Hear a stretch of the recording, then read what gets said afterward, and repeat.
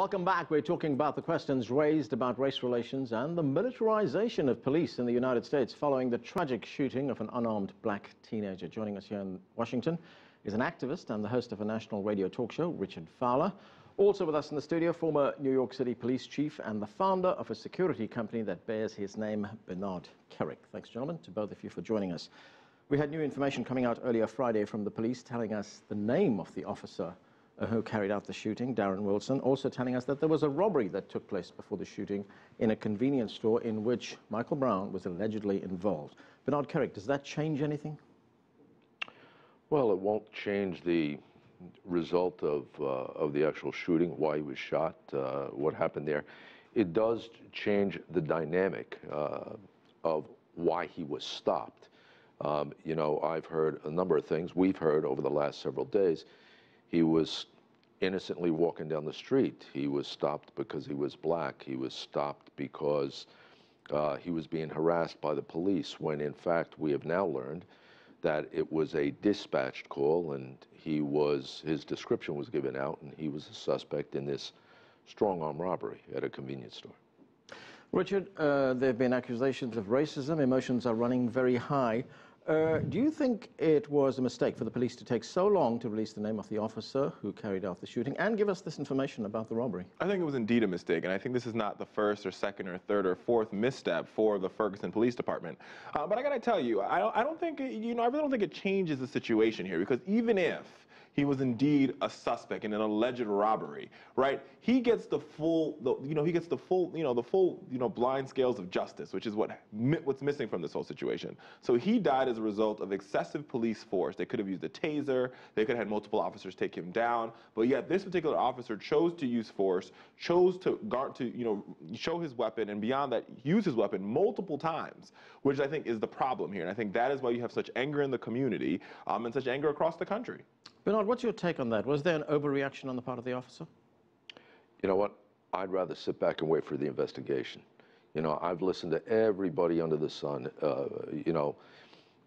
talk about, determine what happened, who did what, how they did it. Personally, I've been through hundreds of these.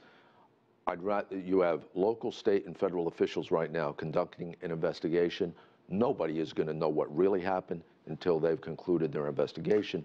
I'd like to wait until then. All right, okay, let me ask you this then. When we look at the demonstrations that took place and the police response to those demonstrations, was that an overreaction? I mean, how did it escalate so fast into police, using tear gas and smoke bombs?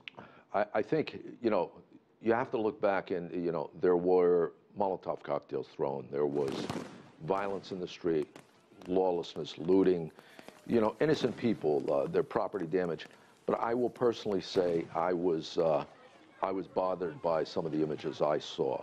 When you have, special weapons officers with their, an M4, an M16, assault weapons, trained down on people that are obviously unarmed, posing no real deadly threat to them, that's a problem for me. And I don't know if it has anything to, whether it's a training issue, whether it was a command issue on the scene. I saw things that I don't think should have been happening.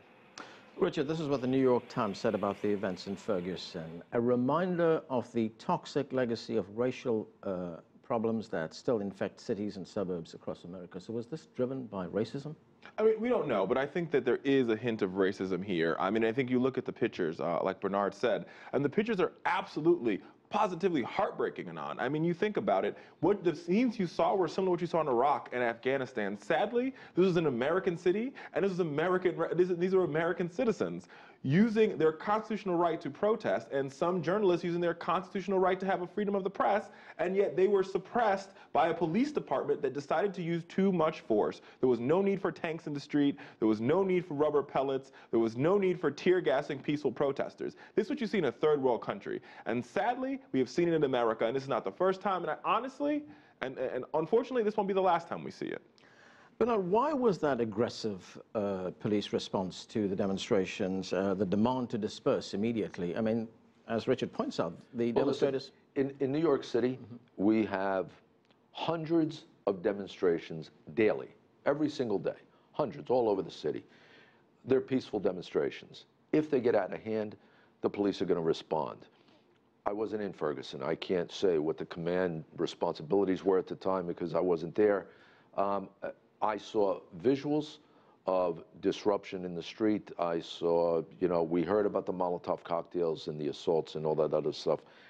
Personally, I am disturbed by some of the images I saw with the response.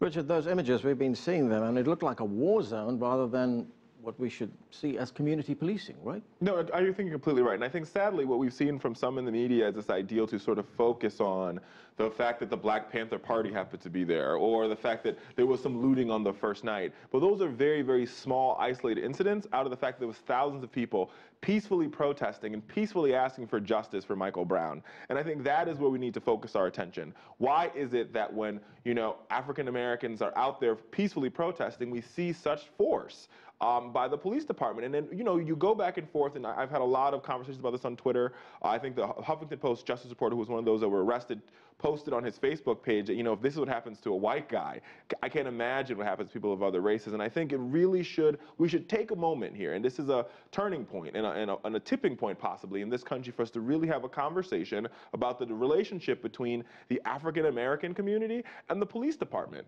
Because this is not the only city where we've seen this, right? And I think, I'm not saying, I would never ever say, I think police are awesome. I think they do great jobs, sort of working on making sure we stay safe. But sometimes there is a situation where we get to this point where we need to have a conversation.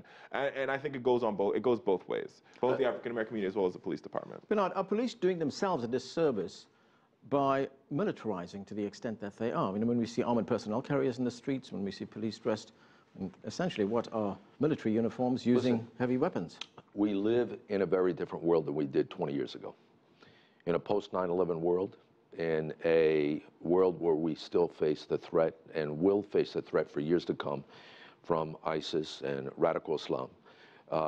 And in a world where we now see the active shooter scenarios that we've seen in Connecticut, Colorado, schools, theaters, you have to have the capacity of a special weapons response. We need the teams, we need the response. God forbid we didn't have it in some of the circumstances we've seen around the country, but there's a lot going on out there, I think, that has to be looked at. And in the federal government, I think the legislators have to look at how that equipment gets given to the communities, who it goes to, how it gets used, whether they have the training, whether they have the capacity to really handle it. In this particular circumstance, was that show of force, that military force, necessary? I can't say. I wasn't there. I wasn't there, and I hate the Monday morning quarterback. By all appearance, look, last night, Ron Johnson was out there, the captain from the Missouri State Police, right, communicating, talking. There wasn't that response from the community. They didn't have all that show of force. So you have to look. I think between the governor coming yesterday, putting Johnson in place, putting the things in place has been done over the last 2 days. I think it's changed the dynamic. It should have been done a couple days ago. They shouldn't have waited until yesterday, but I think that sends a message that there were problems earlier. Okay. And I tend to agree with that. I think Ron Johnson, and I think he should be applauded, because the first thing Ron Johnson, when he got to the job, and we've heard this from the ground, is he went to the local high school and he had a conversation with the young men there and said, what is it that we need to do? And I think what's missing in our society and what's missing in race relations is this level of acknowledgement. We have to acknowledge the other exists, right? We have to have a conversation and say, you exist and you are indeed a person. And that's what changed the entire scene there in Ferguson, is because he acknowledged the people as real people. Okay, lots more to talk about, gentlemen. We are going to take a break right now. We're talking to Bernard Kerik and Richard Fowler. We'll be back in a moment. You're watching The Heat.